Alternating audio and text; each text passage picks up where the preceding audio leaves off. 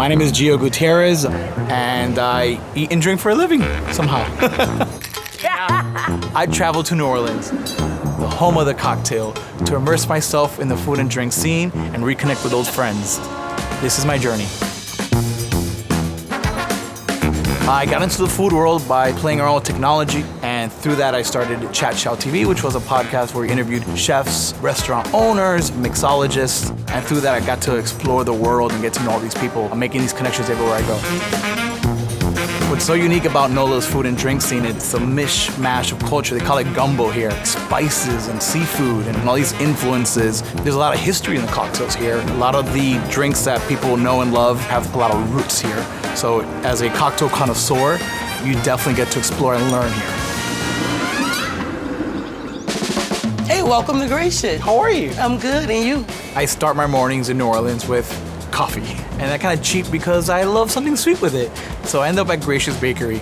Do you have king cakes by any chance? Yes, it's no preservatives, all natural, and it's Gracious. I'll love one with a cappuccino.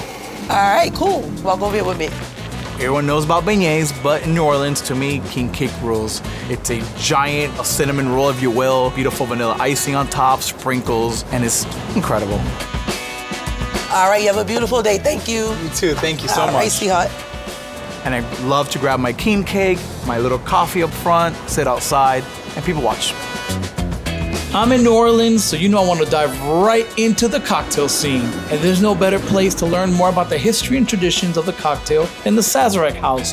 While I was there, I was lucky enough to get one-on-one with the Sazerac House's mixologist, Matt Ray.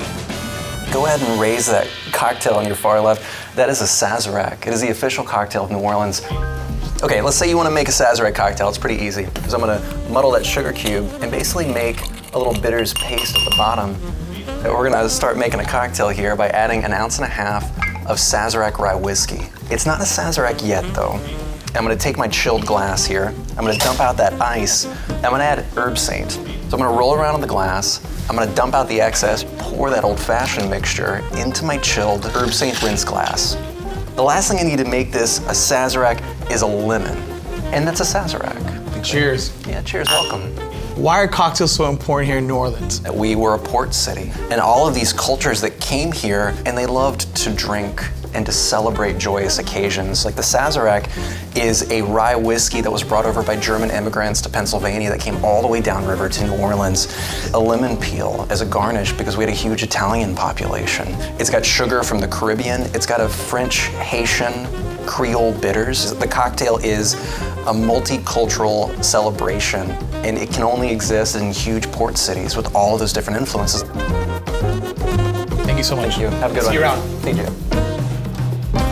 On my next stop, I have to stop by Arnaud 75 in the French Quarter, see my good friend Christophe. Dude, good to see you. How are you? He'll make me a French 75, it's a must. And then whatever else he has up his sleeves, but it's such a classy destination. We're gonna make the French 75 a little different than what you're gonna find in a lot of places. We like to go with the origins of the cocktail, which is a cognac-based cocktail. So a little bit of fresh lemon juice, simple syrup, 1.25 ounces of cognac. And finishing with champagne. We take a lot of pride in our twists, seal the deal. The drink was a celebration of the 75mm cannon by the Allied pilots in World War I.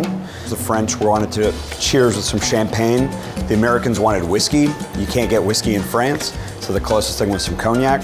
But it's a delicate, beautiful, balanced cocktail. Classic. Yeah, it's a beautiful classic sour cocktail with bubbles. Yes. Perfect for any time, but I'm not gonna drink alone now. Well, normally I wouldn't, but it's special occasions. So this is a matcha colada.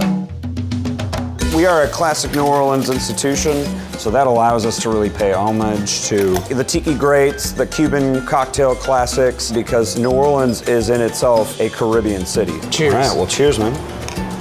Christophe, I need to have my favorite bar snack in the country. I've already been prepared. Here's our souffle potato with our house béarnaise. How do they make these? So you thinly slice your potato, they fry them, then they freeze them, and then to order they fry them at a different temperature, and that little difference is the magic that creates them puffed. The best French fry on the planet. My friend, this bar, this restaurant, history should never be forgotten. Thank you. Cheers to To your that. success. Yeah. And then I always have to see Nina Compton. What are you doing here? How are you? Oh my God. She's a celebrity chef that ended up falling in love with the city and opening her own restaurant here, which is a blend of her pedigree. Are you hungry?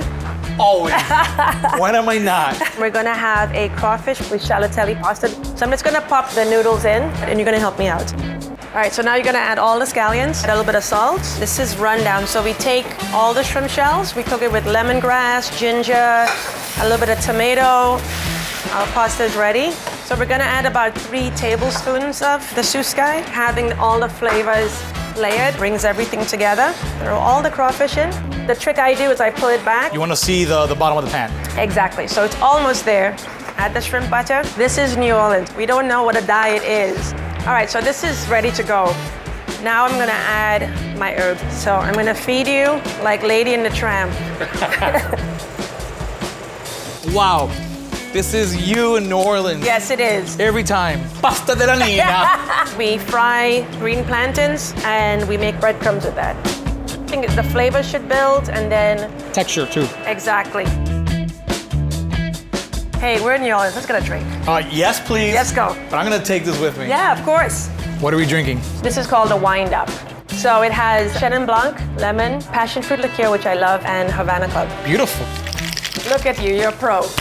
These beautiful garnishes, cinnamon stick, replicate a little Cuban cigar. Cheers. The cocktail pairing was great because she likes to do opposite flavors. Imagine this pasta is kind of fatty and rich with seafood, and then a very citrusy drink. We smoked it because of my Cuban heritage. Always good seeing you. Always. When I travel, I always try to stay somewhere walking distance. I always look at where I want to explore and then try to find the middle dot. Specifically the W New Orleans French Quarter because it is a stone's throw away from anything that I love to explore. It's a luxury property that's beautiful to relax in after the hustle and bustle of the streets. I got to stay in this carriage house suite, very charming, beautiful balcony, overseeing this relaxing courtyard, and this pool that's just got me wanting to jump in there. It's lovely here. Throughout my day, I love to stop at the W, sit down, recharge with a little coffee, take a breather, and keep on going.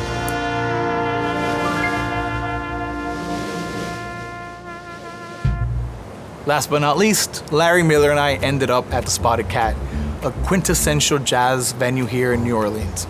Larry! Gio. Gio in New Orleans. Good to see you. Larry Miller is a great guy. He's Nina Compton's other half. Hi, welcome to the Spotted Cat. I think I'm gonna have a cold, non-alcoholic beer. I'm gonna try your famous mulo de pama. Okay. It's been 10 years now. 10 years in New Orleans. How's life treating you here? It's the warmest group of people we've ever been around.